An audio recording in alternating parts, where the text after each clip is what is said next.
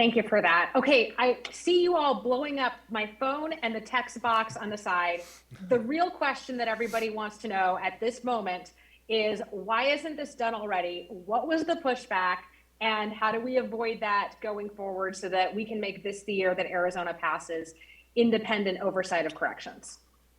Oh, Walter, I'm gonna let you take this one first. Well, thanks for that buzz. Ever since I've been in the House, Representative Rodriguez and I have been talking about these types of issues and what is the best way to go forward to try to, like I said, look under the bed and pull up the mattress on this thing. I was approached by an organization out of DC that this particular legislation that we ran last year worked in other states. It was also a model of ALEC, also because on the oversight and transparency of it. The problem is we'll have a deal worked out with the other side of the aisle, not the aisle in Democrats, but the other side of the pond there in the Senate or other folks. And then when the bill gets on the other side, people don't want to run it, or they'll come up with stories or lies about the bill, which are outrageous. And then we ran into the problem of the DOC itself. The DOC is the department within the Arizona state executive, basically. They are not supposed to legislate or lobby for bills or legislation. That's not their role. Their role is to execute this legislation that comes out.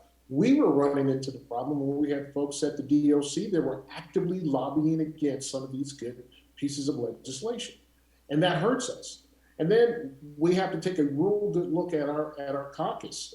I know that when we passed the first bill, that we had overwhelming support on both sides of the aisle, except for a few folks that didn't think that we needed oversight. It turns out those same folks that didn't think we need oversight were getting fundraising dollars from some of these organizations that support the current activity of the DOC. And I'm not going to say any names, but these folks know who they are. The problem is that we have to be realistic in what we're doing, and we need to be able to look at ourselves in the mirror at the end of the day and say, did we do what we're supposed to do? Did we do the right thing? And I know that Representative Rodriguez and his colleagues stand with me on this, and a number of Republicans. We just have to make sure that those folks in key positions keep their word, and so we can get these bills passed.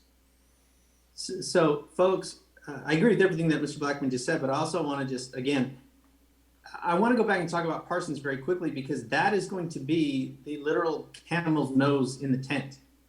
When Judge Silver makes the ruling that I think she's going to make, then that is going to then cause changes on down the line. So they're going to put it in, I think she's going to name a receiver. I think then folks are going to come back and going to look at the legislature and the governor to say, how do we fix this? And that's going to be the chance to take a deeper, more broad look at how DOC is run. Because it doesn't make any sense that you just go in there with blinders and you just, keep focused on the limited issue of what's going on with the medical care. Because that's automatically going to lead to other issues about staffing. It's going to lead to other issues about pay. It's going to lead to other issues about security. And then that's when we're going to need you as voters to go out and really start to use the power of your social media, the power of your emails, the power of your phone calls, to go to the key members in the Senate, the leadership in the Senate on both sides, the leadership in the House on both sides, and the members, and just ask them to do the right thing, to allow this bill to go onto the floor in the House, which I think it will. I think it'll pass again. And then the Senate is where the fight is going to take place.